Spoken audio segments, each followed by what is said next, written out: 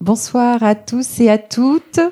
Alors, écoutez, tout d'abord, bienvenue. On est très heureux de vous accueillir ce soir pour cette table ronde et d'accueillir nos intervenants et notre modérateur.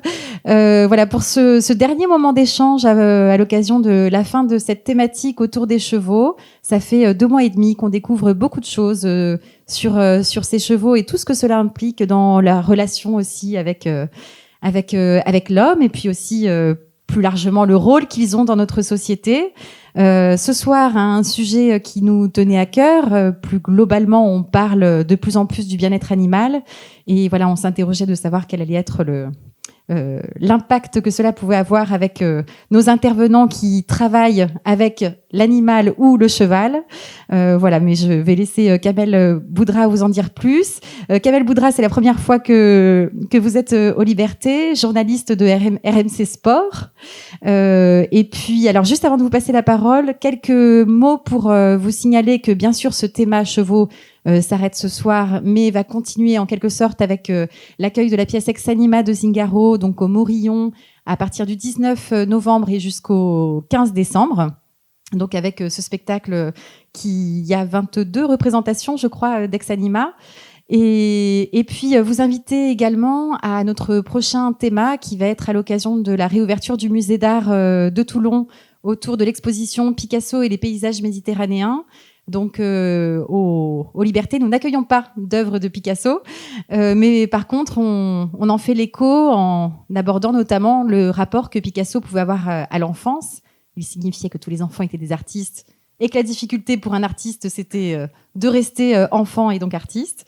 Voilà, donc c'est le sujet que l'on va traiter et on vous donne rendez-vous donc jeudi à 18h30 pour le vernissage de ce thème et de l'exposition des enfants des ateliers en liberté que vous avez pu voir en entrant.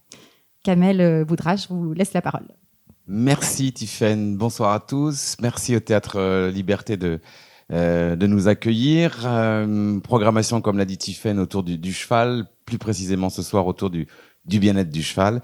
Une thématique qui a débuté pour le cheval ici depuis le mois de septembre et qui se termine, comme vous voulez de le préciser, avec le spectacle Ex Anima de Zingaro.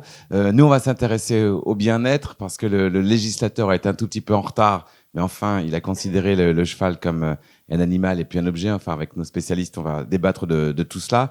On va parler aussi de l'amélioration, car ça va mieux quand même pour notre ami le cheval. Mais il y a encore évidemment beaucoup de progrès à faire, parfois par manque de culture, par manque de connaissances. Et c'est pour ça que nous avons invité des gens qui soit sont des scientifiques ou des gens qui travaillent avec le cheval, et en l'occurrence des femmes. Et on va commencer par Christine Cala. Bonsoir, vous êtes agricultrice dans le Var, pas très loin d'ici, et vous travaillez avec des chevaux de trait. On va bien évidemment comprendre mieux ce que vous faites précisément dans quelques secondes. Merci d'être là.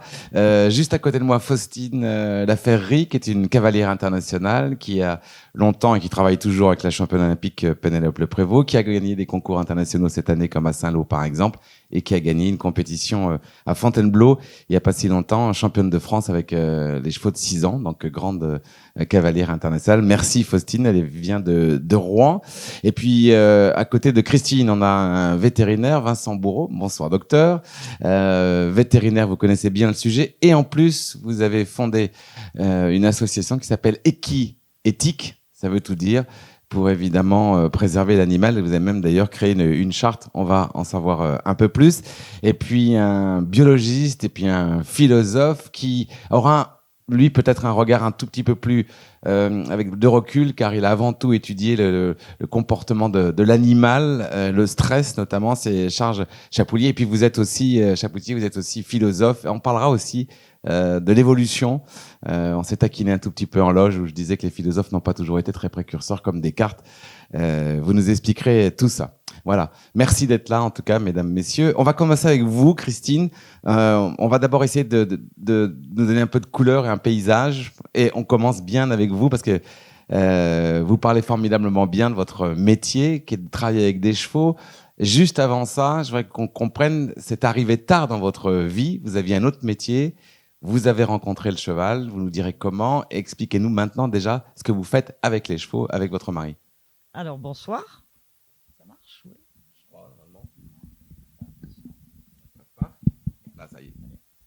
Bonsoir à tout le monde.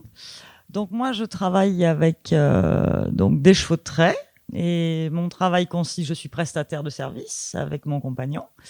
Mon travail consiste, je travaille pour les domaines viticoles essentiellement. Donc nous nous déplaçons dans les domaines et nous travaillons les pieds de vigne avec nos chevaux de trait. Nous avons 2 percherons. Le but de ça, c'est pour que les domaines utilisent beaucoup moins de produits.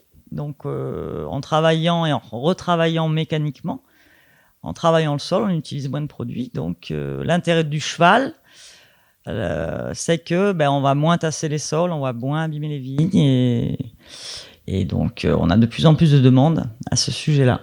Pour les gens qui ne connaîtraient pas les chevaux de trait et le percheron, ça passe combien un percheron ? Un percheron, les nôtres font autour d'1 tonne, quoi. 1 tonne. Voilà, chacun. 1 tonne et ils arrivent à se faufiler entre 2 rangs de vigne. Entre 2 rangs de vigne, ouais. Donc c'est des chevaux qui sont éduqués pour ça, qui ont appris ça, qui ont été éduqués, et ensuite, avec l'habitude et l'intérêt qu'ils ont eux aussi de ça, parce qu'ils sont très intéressés et aiment beaucoup travailler. On s'en rend compte, l'utilisation. Ils apprennent et ils s'améliorent de plus en plus. Voilà. Il y a aussi un côté marketing, un peu à la mode, de faire travailler les chevaux plutôt que le tracteur. Alors, ça, c'est au début, oui, il y a quelques années, oui, effectivement.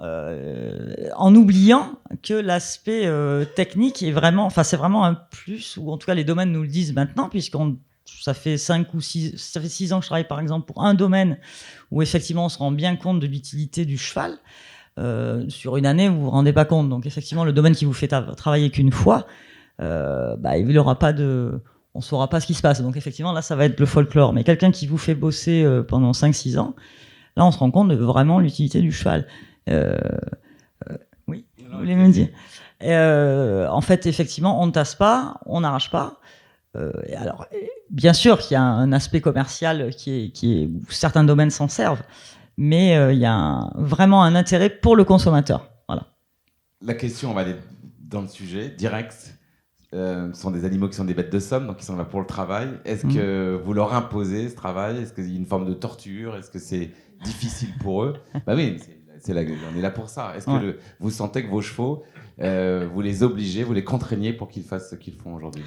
Non, alors pas du tout. Et en plus, c'est vraiment quelque chose que je peux même pas envisager. Je sais pas. Je pense pas qu'on puisse obliger de toute façon une bête d'1 tonne à travailler, qu'on puisse la forcer.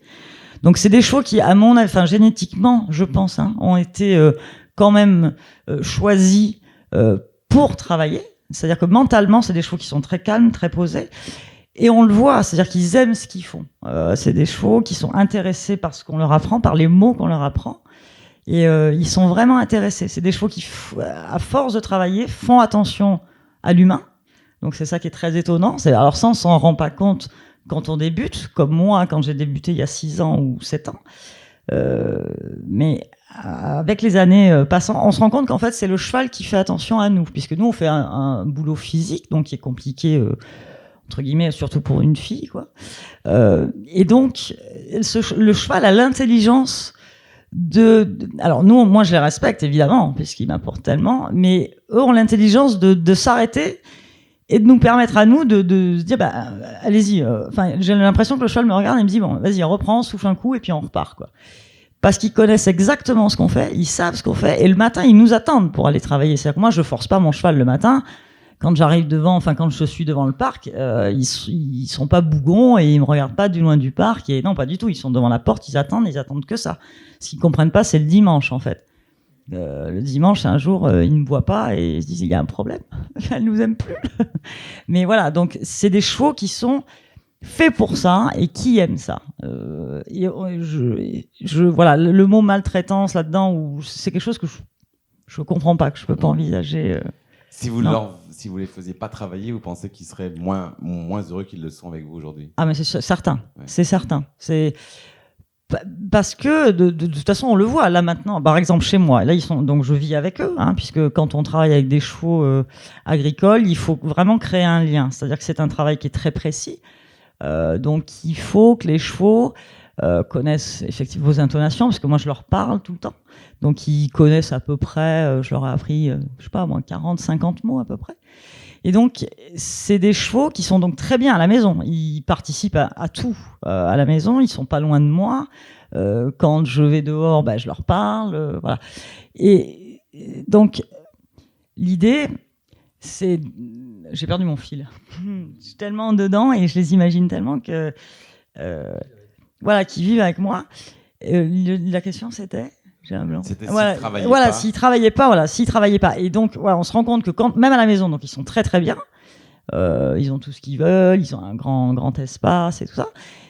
Donc, il y a pas de. On pourrait penser que ils se reposent à la maison et puis tout va bien. Et bien non, ils sont en recherche de ça. Ils sont en recherche d'aller bosser. Dès que je démarre le camion, si je déplace le camion, par exemple, juste chez moi, pour le changer de place, ils pensent qu'on part travailler. C'est-à-dire qu'on les entend, ils hennissent et on y va, quoi. Ouais. C'est ça qui est très étonnant. C'est pour ça que ça me trouble, parce que je rentre toujours dans le... C'est très étonnant, les chevaux. Bon, on viendra de toute façon. Je voulais vous préciser que là, on écoute nos experts, mais après, il y aura une partie, évidemment, consacrée à vous. Vous pourrez poser des questions et réagir à ce que vous avez entendu. Vous réagissez quand vous voulez, évidemment. Christine, autour maintenant de parler un peu de votre façon d'aborder les chevaux et de vivre avec. Alors vous, je décris un peu votre métier. Vous êtes une cavalière de saut d'obstacles. C'est des chevaux qui commencent à sauter avec un cavalier sur le dos à 4 ans et jusqu'à 16, 17, 18 ou 20 ans, ils continuent à faire du sport. Quel rapport vous avez, vous, d'abord, avec ces animaux, et est-ce que la communication joue sur la performance? Est-ce que vous devez avoir une belle relation avec pour que la performance soit bonne? Bonsoir, je sais pas, ça marche. Alors c'est vrai que moi, j'aborde pas du tout mon métier d'un rapport de dominant à dominé. Je prends plutôt mes chevaux comme des partenaires, des équipiers. Donc j'essaye ce qui me passionne le plus à travers ce métier, c'est dans un premier temps d'apprendre à connaître mes chevaux, de prendre le temps de savoir ce qui leur fait peur, ce qui leur fait mal, ce qui leur fait plaisir. Ensuite, j'aime trouver des solutions, des codes pour arriver à me faire comprendre et qu'ils m'acceptent et si possible qu'ils m'apprécient, parce que je pense que de leur bien-être dépend notre réussite. J'éprouve personnellement du plaisir que lorsque je ressens que mon cheval en prend également.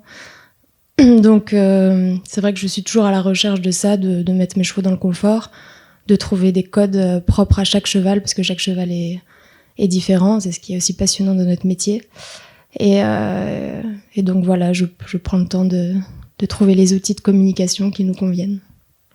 Est-ce que pour avoir ce genre de relation, est-ce qu'il faut du temps? Est-ce qu'il faut être dans une écurie relativement bien organisée? Il y a des écuries où les cavaliers ne montent pas forcément à la qualité des mêmes chevaux que vous montez vous. Est-ce que, de ce fait, tous vos collègues ont-ils ce même comportement? Ou y a-t-il du travail à faire?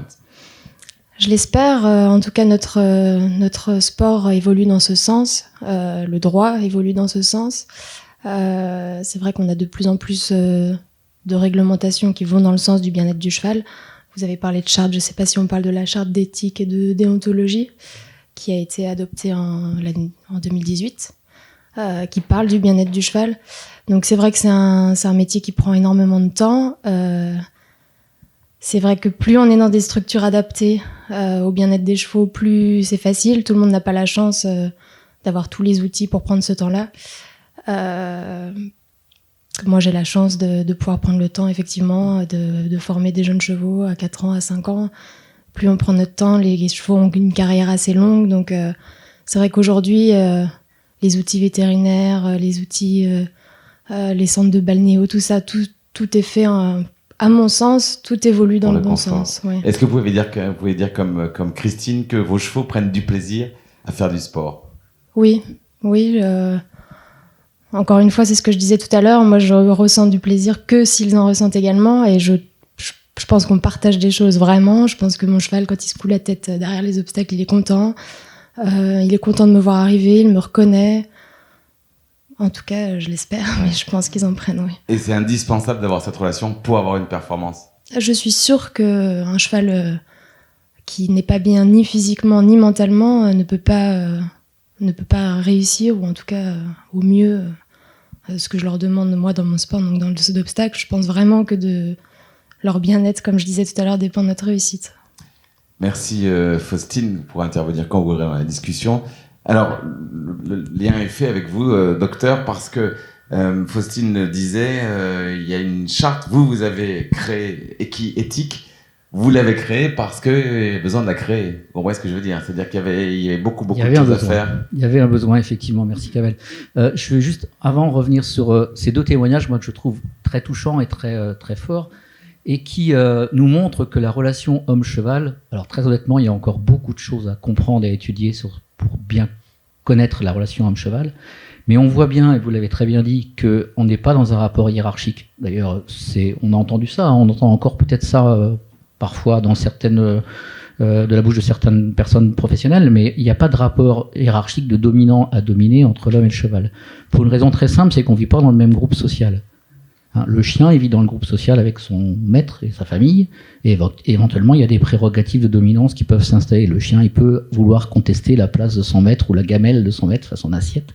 Le cheval, a priori, personne n'essaie de contester sa ration de granulés, et lui, il ne conteste pas notre ration alimentaire. Donc, c'est pas hiérarchique. C'est pas non plus un rapport, comme on peut entendre, de prédateur à proie, parce que, à moins que vous vous déguisiez en quelque chose de complètement extravagant et que vous couriez dans le champ en faisant des grands bras, auquel cas le cheval, évidemment, il va avoir un réflexe inné de fuite pour se disant c'est quoi ce truc, c'est potentiellement un prédateur, mais sinon c'est pas comme ça qu'il va vous considérer, en tout cas c'est pas comme ça qu'il considère les gens qui sont au quotidien à s'occuper des chevaux. Donc il y a vraiment dans le rapport entre l'homme et le cheval, moi ce que j'entends là, c'est qu'il y a de l'émotionnel, c'est une grosse boule d'émotion entre autant de la part du cavalier que du cheval. Le cheval, on sait très bien que c'est un animal dans le règne animal qui est une proie et qui de ce fait a un équipement sensoriel pour percevoir le monde qui n'est pas le même que nous, qui va être très exacerbé, qui va avoir une perception visuelle bien plus importante que nous, olfactive, auditive bien plus importante que nous, et son cerveau analyse ces informations-là très rapidement de façon à ce que sa réaction soit la plus salvatrice possible pour son intégrité physique. Et il n'y a que quand on arrive à avoir un rapport apaisé avec un cheval que l'on peut arriver à obtenir des performances de sport ou performances de travail telles qu'on nous les a décrites là. Voilà. Alors après, pour répondre sur votre question sur l'équiéthique, je ne peux pas trop monopoliser. Oui. Vous prenez votre temps, Vincent Bourreau, docteur vétérinaire, je le rappelle. Là, ce que vous décrivez, c'est un monde un peu idéal. C'est pas les bisounours, mais enfin pas loin. Il y a quand même des gens qui ont eu des comportements avec des chevaux qui n'étaient pas, et peut-être même encore au présent, qui sont quand même pas extraordinaires et qui parviennent à les utiliser. Tout à fait. Nos témoins aujourd'hui sont-elles représentatives de 100% des hommes qui vivent avec les chevaux? Tout à fait. Il y a énormément de progrès à faire par ailleurs, et c'est pour ça qu'on a créé Equiéthique en l'occurrence, qui est une association qui regroupe des vétérinaires et des chercheurs. Les chercheurs ayant leur qualité de chercheur et leur rigueur, les vétérinaires ayant leur connaissance de terrain. Et en alliant les deux, on arrive à faire avancer les choses pour une démarche plus éthique dans l'utilisation du cheval. Il y a des choses très simples dans la démarche éthique de l'utilisation du cheval. Je dirais que la première chose, c'est, comme on dit en latin, primum non nocere, c'est-à-dire premièrement ne pas nuire. Donc premièrement, c'est déjà savoir quelles sont les limites de capacité physique et mentale du cheval. J'imagine qu'en tant que cavalière professionnelle, vous savez très bien que vous ne demandez pas la même chose à un jeune cheval de saut d'obstacle de 4 ans et à celui qui a 10 ans de métier derrière lui. Vous n'allez pas avoir la même façon de l'aborder et de lui demander les mêmes efforts. Il y a la connaissance, et ça pour moi en tant que vétérinaire, c'est sans doute le point d'achoppement de la connaissance et le traitement et la prise en charge de la douleur. Et ça, maintenant, on a des outils médicaux qui nous permettent d'être beaucoup plus en amont sur le dépistage de la douleur et d'être beaucoup plus efficace dans son traitement. Et puis après, il y a dans l'amélioration effectivement de l'utilisation, même si j'aime pas trop ce mot-là, du cheval, il y a une rigueur à redonner et des connaissances plus scientifiques à redonner sur les règles d'apprentissage, par exemple, sur le fait que de savoir utiliser le cheval sans le mettre dans une situation où il va se retrouver dans une réponse, une émotion de peur incontrôlable et où de toute façon il va faire, d'un point de vue moteur, n'importe quoi, si je peux me permettre. La peur fait partie de l'environnement d'un cheval, parce qu'il peut avoir peur de tout et de n'importe quoi, mais si cette peur elle est maîtrisée et que le cheval est capable de l'accepter et d'apprendre au fur et à mesure de ses expériences à maîtriser cette peur, forcément il sera plus en apaisement et il donnera plus de satisfaction dans la performance. Et puis il y a peut-être un quatrième point, et qu'on a très bien entendu lorsque vous avez dit, c'est que le cheval a cette particularité, je pense, parmi les animaux domestiques, mais c'est peut-être parce qu'il est domestiqué depuis plus de 5000 ans qu'il a acquis cette qualité-là. Il a la capacité d'établir, je ne vais pas dire des relations, mais peut-être des interactions avec autre chose que son espèce. Bien sûr, ils sont capables d'abord d'interaction avec les autres chevaux, et puis ils sont capables d'interaction, de vocalises, de petits signes, de petits comportements qui vont être des signaux envoyés au cavalier ou à l'utilisateur, je dis au cavalier au sens large. Et s'il y a une réponse du cavalier qui va lui répondre avec ses moyens d'humain, par des vocalises, des petits gestes, des petites récompenses de gratouille ou simplement des mots, à partir de ce moment-là, il va s'établir ce que nous, en comportement animal, on appelle des rituels de communication. C'est-à-dire, en fait, c'est des petites choses qui sont entre ce cheval-là et cette personne-là. Et ça établit un lien homme-animal qui est très particulier et très fort et qui vous permet de dépasser le simple stade de l'utilisation ou de l'élevage du cheval. Et qui éthique, c'est destiné à qui? À vos confrères? Vous faites passer vos messages dans les écoles vétérinaires à Nantes, alors, fort partout? Les deux, parce qu'en fait, initialement, moi, je me suis retrouvé dans une situation où j'avais l'impression qu'il y avait des barrières dans le monde du cheval, avec un fonctionnement un peu en circuit fermé des vétérinaires et puis un fonctionnement un peu en circuit fermé des chercheurs, vous m'excuserez, mon cher ami, un fonctionnement peut-être aussi un peu en circuit fermé des cavaliers utilisateurs de chevaux. Et l'idée d'Éthique, c'est d'essayer d'échanger tout ça. Alors, on en est encore un peu au début. On s'adresse évidemment à l'utilisateur de chevaux, mais qui va être un amateur complet. On peut s'adresser à un professionnel. On fait beaucoup d'échanges scientifiques entre chercheurs et vétérinaires, de façon à pouvoir voir quelles sont les applications directes sur le terrain, comment on peut mettre en avant des améliorations, encore une fois, dans les apprentissages, dans l'utilisation du cheval au sens large. Voilà. Je viens à vous dans 30 secondes. Je voudrais juste interroger Christine, parce que son parcours est intéressant, puisqu'elle ne faisait pas partie du monde du cheval et elle a fait le pas d'y aller par rencontre avec ces animaux. Est-ce qu'en fait, la solution, c'est pas un problème de l'homme avec lui-même, c'est-à-dire de se détendre, de bien respirer, de bien comprendre la relation qu'on veut avec l'animal, de regarder. Souvent, on va trop vite dans la vie en général. Et vous, ce qui vous a plu, votre réussite, c'est pas ça, juste d'avoir la capacité de bien regarder et écouter? Exactement. Je pense que, et j'en reviens aussi à ce que tu disais, un cheval travaillera, ou en tout cas, il va pas se passionner pour vous, mais si, quand même, quelque part. Il faut qu'il y ait ce lien. Comme il disait aussi, il faut créer ce lien. Et ce lien, il vient avec le temps que vous passez, avec tout ce que vous allez y mettre. Et un cheval, il faut savoir qu'un cheval, quand vous arrivez le matin, il voit dans quel état vous êtes. Il voit comment vous êtes. C'est-à-dire si vous êtes en forme, si vous êtes pas bien, voilà. Et donc, c'est un buvard.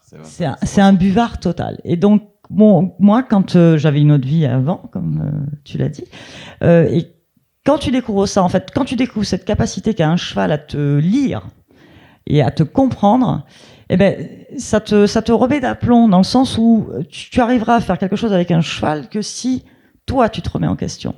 Un cheval, il est très intelligent. Et effectivement aussi, il y a des couples qui ne marcheront pas, parce qu'il y a des personnes qui seront trop fermées, trop tendues. Il faut un lien avec un cheval. Et un cheval, par exemple, mon cheval, va peut-être pas forcément aller avec Faustine. Et inversement. Chaque cheval a son caractère, mais par contre, c'est ce qu'on y met. C'est ce qu'on y met, et il faut être très calme, très posé, très réfléchi et avoir envie. Mais c'est passionnant, un cheval. C'est passionnant. Jean Chapoutier, à vous maintenant. Vous êtes biologiste. Vous êtes même maintenant chercheur émérite, je crois, au CNRS. Rigole pas. Ça veut dire retraité. Oui. Enfin bon, ça veut dire quand même qu'on vous a remarqué. Et philosophe surtout. On va revenir sur un peu ce que disait le docteur il y a quelques minutes, sur Vincent disait le stress, l'angoisse. Vous avez beaucoup travaillé, et c'est pour ça que Liberté vous a invité. Vous avez beaucoup travaillé sur l'anxiété, presque, je veux dire, le coup de cafard des animaux. Enfin, vraiment, c'est ça. Notamment avec les souris, mais en règle générale, vous avez beaucoup travaillé là-dessus. Vous pouvez nous en dire un tout petit peu plus? Par rapport aux 3 exposés qui viennent d'être faits, qui traduisent les côtés plaisants de la relation de l'homme et du cheval, je voudrais insister un peu plus sur les côtés plus négatifs. C'est pour ça que vous êtes là. D'abord, rappeler que certaines associations de protection animale ont été créées parce que quelqu'un avait vu un charretier maltraiter un cheval. Ça a été à l'origine d'un certain nombre d'associations de protection animale. Il y a toute une série d'études éthologiques, scientifiques, qui vise à comprendre mieux le comportement du cheval. Et en le comparant beaucoup au cheval, non pas sauvage, puisqu'il n'y a plus de chevaux sauvages, mais aux chevaux redevenus à l'état sauvage. Il y a un certain nombre de troupes qui vivent à l'état sauvage et qui ont un comportement qui n'est pas du tout le même que les chevaux sur lesquels on travaille, si vous voulez. Parce que le cheval sauvage, il passe toute sa journée à brouter, il vit en groupe, etc., etc. Et du coup, un certain nombre de ces travaux cherchent à interpréter les pathologies des chevaux actuels, des chevaux de course par exemple, par la comparaison avec des chevaux vivant à l'état sauvage. Alors des pathologies, il y en a des tas. Il y a des tics, des chevaux qui développent des tics, il y a des crises d'anxiété, des chevaux qui s'alimentent plus, il y a des... je pense que mes collègues le diront mieux que moi, il y a des dépressions, il y a une équipe de Rennes que connaît notre ami vétérinaire qui a montré que la dépression chez le cheval est tout à fait analogue à ce qui se passe chez l'homme, c'est-à-dire qu'on peut montrer qu'il y a les mêmes traits dans la dépression humaine, et ce qu'on appelle y compris dans l'alimentation. Dans l'alimentation, dans la dépression humaine, il y a ce qu'on appelle l'anédonie, c'est-à-dire que le sujet déprimé, il n'aime pas goûter des choses agréables. Et donc ce groupe de Furex et Hausberger à Rennes a montré que des chevaux déprimés, ceux qui restent passifs, non seulement ils consomment moins de foin, mais si on leur propose quelque chose de très agréable, par exemple des sucres, etc., ils en consomment encore moins. Ils ont cette anédonie. Donc on va retrouver des maladies comparables à ce qu'on trouve chez l'homme. Alors pour ces tics, pour tout ça, quelles sont les réponses qui ont été apportées par les expérimentateurs? Eh bien, c'est de rapprocher le comportement du cheval dans son environnement quelque chose d'artificiel du comportement du cheval naturel. Alors ça veut dire modifier sa diète, lui donner plus de fourrage, diminuer un peu le travail qu'on lui fait faire. Et puis alors bien sûr, le remplacement qui est évoqué par mes 3 collègues, c'est que si le cheval anciennement sauvage accepte de travailler dans les conditions qu'on a, c'est parce qu'il trouve en quelque sorte, il remplace sa vie de cheval broutant dans la nature par une relation affective avec l'homme. Et donc ça, c'est la chose essentielle. S'il y a une bonne relation affective, carrément. Affective, oui, affective, émotionnelle et même affective. Et donc si on accroît cette relation et si le couple, le tandem marche bien, le cheval fera beaucoup de choses. Si ça marche pas bien, eh bien on va avoir des chevaux qui vont faire des stéréotypes de l'ours ou d'autres choses comme ça. Est-ce que ça c'est commun à toutes les espèces d'animaux ou spécifiquement le cheval souligne particulièrement ce trait de sensibilité? Je pense que le cheval est plus émotionnel que d'autres espèces. Il est très porté sur l'émotion. Il y a un certain nombre d'arguments là-dessus. Par exemple, ça n'a pas été très étudié, mais la dominance hémisphérique, c'est qu'on a 2 hémisphères, un à gauche qui est un hémisphère plutôt abstrait, enfin chez le sujet standard droitier en passant, et l'hémisphère droit qui est plutôt émotif. Et on a des raisons de penser que certains chevaux au moins ont plus de sensibilité par l'œil gauche, donc par l'hémisphère droit, et donc ils ont peut-être un comportement émotionnel plus développé que d'autres espèces. Moi, je miserais là-dessus. Ça expliquera en particulier cette relation très particulière qu'il y a avec l'homme, parce qu'encore une fois, il n'y a pas tellement d'animaux qui ont cette relation-là. Il y a le chat et le chien, mais c'est autre chose déjà. Mais justement, quel est le périmètre de vie du cheval? Est-ce que ça commence pas à dérailler quand on en fait un cheval parfois domestique, enfin de vie? Par exemple, en Suisse, il est interdit, on en parlait juste avant de se présenter devant nos amis, il est interdit d'avoir un cheval, d'en avoir qu'un seul. Oui, bien sûr. Parce que le législateur a compris qu'un cheval était... social, c'est un animal qui vit en groupe. Alors, dans la nature, il y a quelques mâles périphériques, mais ça c'est très particulier, mais c'est un animal qui est social. Et donc, si vous le privez de ce caractère social, eh ben, il se sent pas bien, tout à fait. Je crois que la loi suisse est très bien pour ça, tout à fait. On se rapproche, on tend à se rapprocher. L'éthologie montre que si on veut améliorer le statut des chevaux, il faut se rapprocher de ce que fait le cheval dans la nature. Alors, il ne s'agit pas de le transformer en cheval sauvage, on ne peut pas imaginer qu'il va passer sa journée à brouter, par exemple. Mais plus on se rapproche, mieux sera le cheval. S'intéresser plus à ce qu'il était et de minimiser l'impact de l'homme. Alors, l'autre... vous vouliez dire autre chose? Non, j'en vais. L'autre versant de votre culture, c'est la philosophie. Vincent, le docteur l'a dit, on s'intéresse au cheval. L'homme a capturé le cheval 3500 ans à peu près avant Jésus-Christ, donc ça fait plus de 5000 ans. Les philosophes ont été plutôt en retard. Alors ça dépend de quel philosophe. Hein. Oui, enfin bon, jusqu'à Descartes et compagnie, ils ont été quand même archis à la bourre. C'est surtout l'école de Descartes. Non mais ne vous excusez pas, le philosophe a été en retard quand même. Il a longtemps considéré le cheval comme un objet. Il y a des philosophes, plus tard Porphyre, Montaigne, qui ont très bien traité les animaux. Hein. Donc il n'y a pas que des philosophes comme ça. Mais c'est vrai que Descartes a marqué, pour l'Occident, en Orient c'est tout à fait autre chose, hein. Mais pour l'Occident, Descartes a été une espèce de jalon, il a décrit l'animal un peu comme une machine, parce que je trouvais que c'était bien.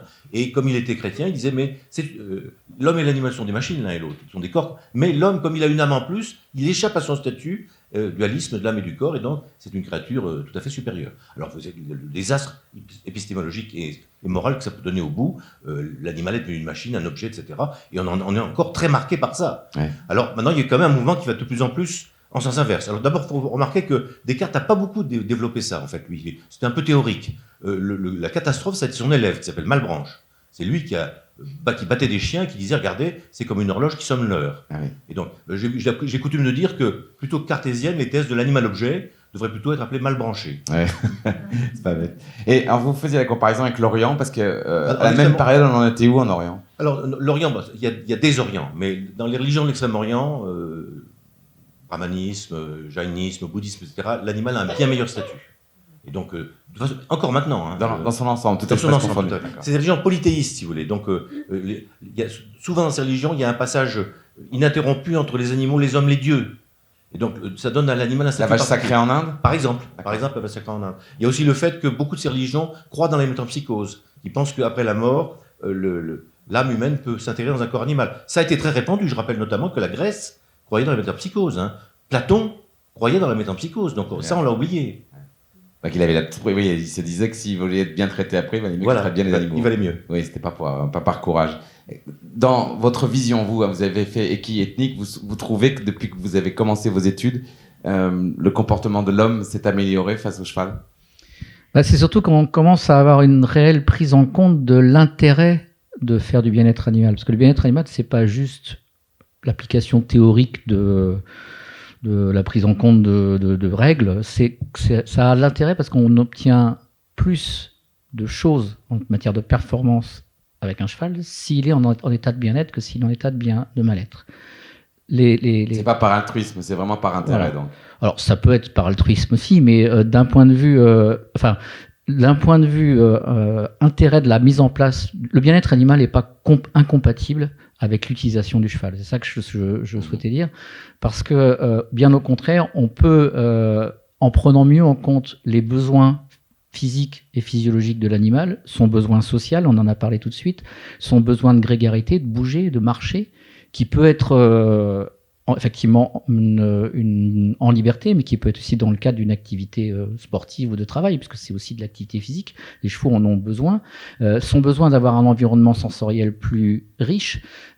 Plus personne aujourd'hui ne construirait des écuries telles qu'on les construisait il y a 50 ans, parce qu'aujourd'hui on essaye de faire en sorte que les chevaux aient accès à un univers sensoriel plus large, parce que si on les met dans des stalles toutes noires avec la tête au fond et juste leur mangeoire à foin, aujourd'hui c'est complètement aberrant en matière de bien-être. On peut assurer aujourd'hui, aux gens qui nous écoutent, que le cheval a une meilleure position aujourd'hui, qu'il est mieux respecté qu'il ne le fut dans le passé. On fait des progrès, il y a encore une marge de manœuvre en matière d'écurie. Il y a des concepts qui existent aujourd'hui, dont certains d'entre vous ont sûrement déjà entendu parler, qui permettent d'avoir des chevaux qui sont tout à fait utilisables en sport, même en sport de haut niveau, mais qui ont des conditions de vie qui sont beaucoup plus favorables pour respecter leur bien-être. Georges Chapoutier, Je vous peux voulez ajouter rajouter? que ça fait partie d'un mouvement beaucoup plus vaste, qui est un mouvement en faveur du respect de l'animal, de recherche de droits pour les animaux, un chemin qui est bien amorcé, mais qui est encore très très loin. Il y a encore beaucoup de choses à faire pour arriver à quelque chose de satisfaisant. Mais on vit dans une société où il y a vraiment un effort actuellement pour améliorer le bien-être des animaux, et donc le cheval en bénéficie aussi.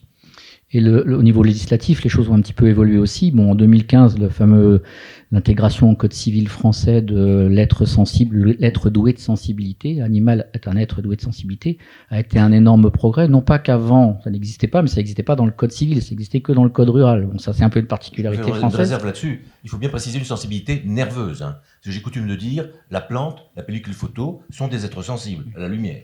Donc, il faut bien préciser qu'une sensibilité nerveuse et qui, chez les animaux les plus intelligents, les plus céphalisés, deviennent douleur et de souffrance. En tant que philosophe, pourquoi l'homme a-t-il besoin d'être remis à l'ordre comme ça pour respecter l'animal? Pourquoi c'est pas quelque chose d'acquis? Comment vous avez travaillé là-dessus? C'est une question très profonde. Ça Oui, touche, non, mais ça touche le rapport à l'animal, ça touche aussi le rapport de l'homme à l'homme.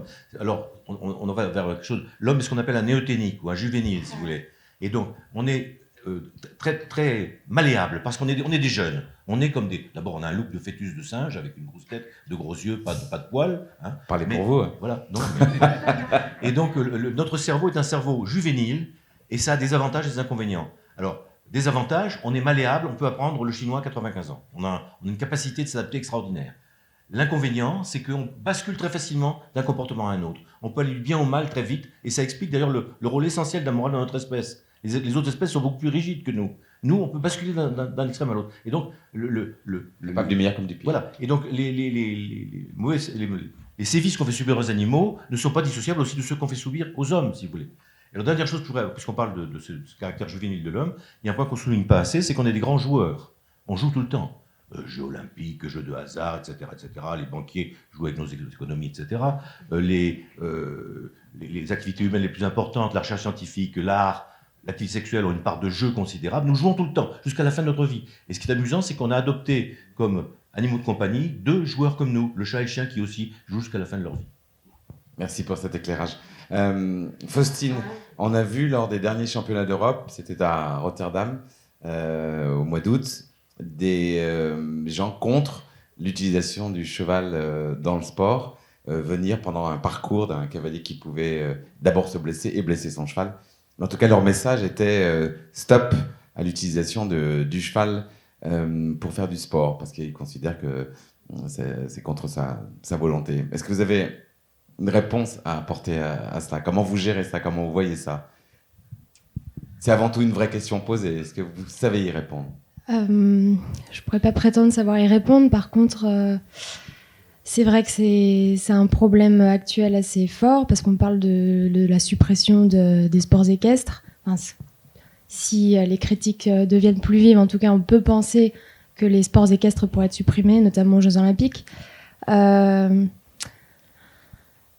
trouve ça inquiétant, parce que le cheval aujourd'hui est quand même bien ancré dans nos sociétés.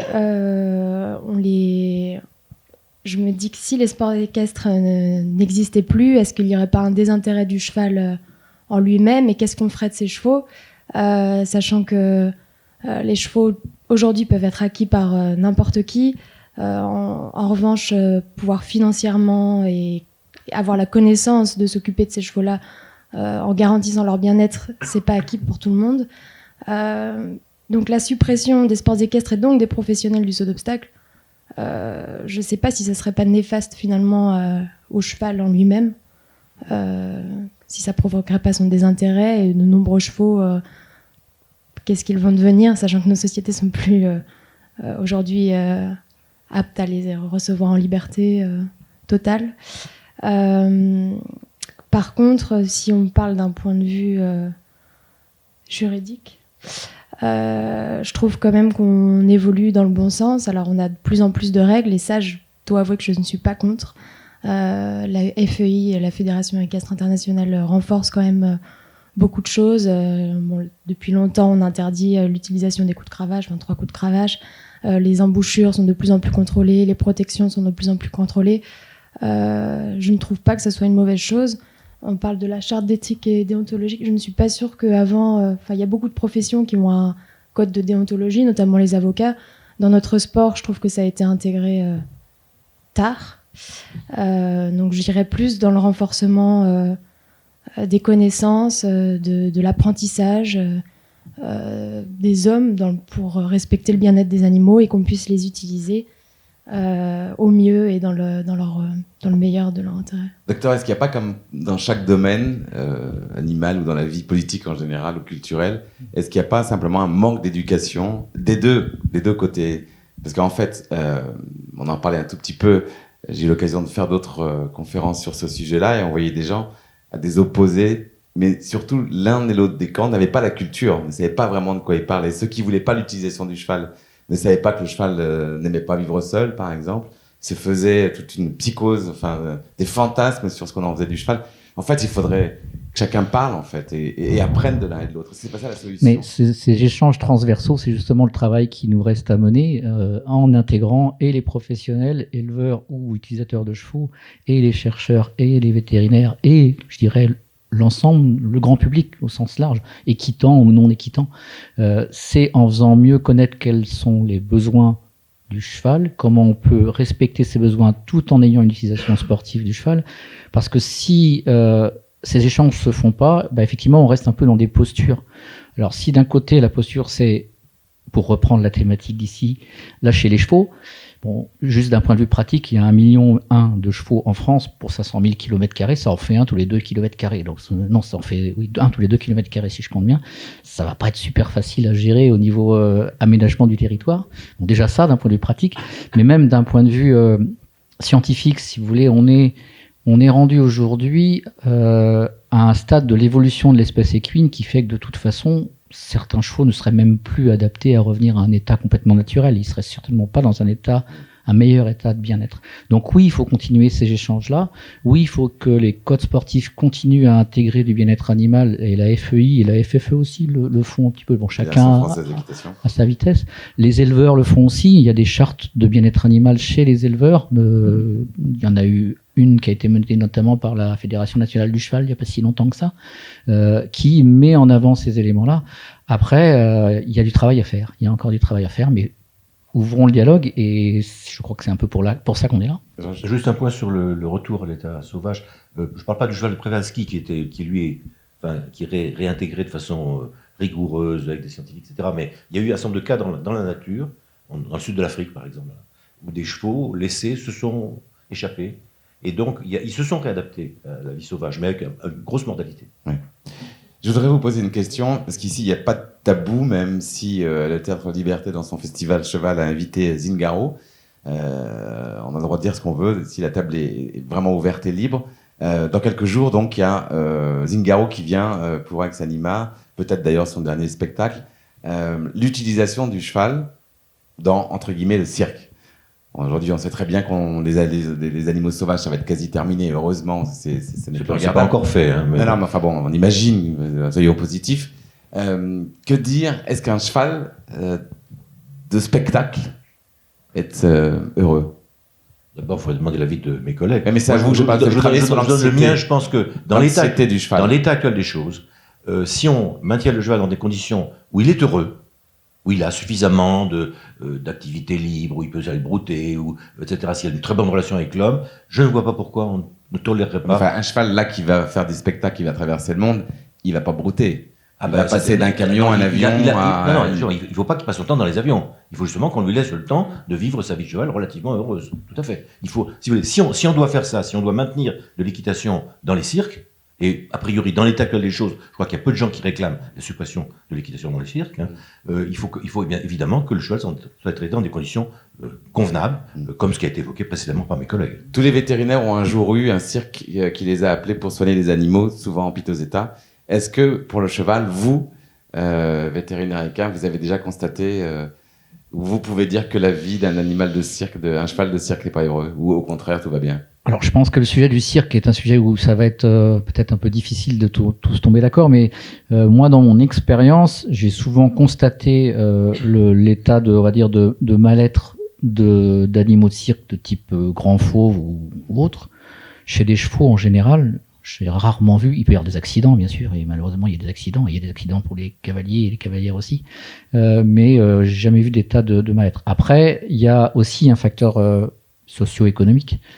C'est-à-dire que je pense pas que l'industrie du cirque soit en plein essor au niveau économique, et il y a des cirques qui tombent dans un état on va dire, de déshérence ou de misère, et les premiers à trinquer, c'est souvent les animaux dans ces cas-là. Hein. Mais c'est pas spécifique au cirque, parce que je vous dirais que dans le cadre de la protection animale, au niveau ce qu'on appelle les cellules départementales opérationnelles, enfin, c'est un peu technique, mais c'est en gros les unités, la police de la protection animale au niveau des départements, qui intègre les directions des services vétérinaires et des vétérinaires sentinelles, on va dire. Les cas de maltraitance qui sont constatés, la plupart du temps, soit c'est par ignorance, méconnaissance des besoins de l'animal, soit c'est des drames humains d'abord. Et ça, parfois, le souci, c'est que la solution, elle est pas vétérinaire, la solution, elle est souvent dans les organismes d'assistance sociale. Voilà. Est-ce que quelqu'un voudrait rajouter quelque chose, ou est-ce qu'on peut passer? Victor, va bien. Non, je voulais juste Oui. une dernière petite Oui. chose. Vous parlez de transport tout à l'heure, Kamel. Et au niveau européen, la réglementation, enfin l'évolution réglementaire la plus conséquente qui a été faite, c'est justement sur la régulation Transportation Regulation pour tout type de chevaux. Donc effectivement, un cheval qui va faire des grands voyages pour aller faire des compétitions à l'autre bout du monde, bah, s'il prend l'avion, ça va dépendre de la durée du trajet, quoi, on va dire. Hein. Mais s'il y a des transports en camion, il y a des règles très strictes qui imposent des arrêts, et puis ça doit être visé par les DSB, justement, les DDPP, par l'autorité, quoi. Et en l'occurrence, les arrêts, les trajets trop longs sont interdits. Et il y a des contrôles qui sont faits sur le terrain. Donc c'est une contrainte. Le transport est sans doute l'une des contraintes plus importantes pour le cheval, parce que c'est quelque chose qui est complètement pas naturel pour lui. Ouais. Mais d'abord, c'est réglementé, et puis on les transporte pas du jour au lendemain à 4 ans sur des grands transports. Hein. Il y a une habituation qui se fait progressivement. Juste un peu de détail sur le cirque. À supposer que vous ayez des spectacles d'équitation dans les cirques, on n'est pas obligé que le cirque passe de la France aux États-Unis. On peut très bien imaginer que le cirque il reste sur place. Ouais. C'est pas une obligation qu'il aille au bout du monde. Très bien. On va passer maintenant aux questions, si vous en avez d'abord, pour nos intervenants, pour Georges, Vincent, Faustine et Christine. Est-ce que quelqu'un a une question ?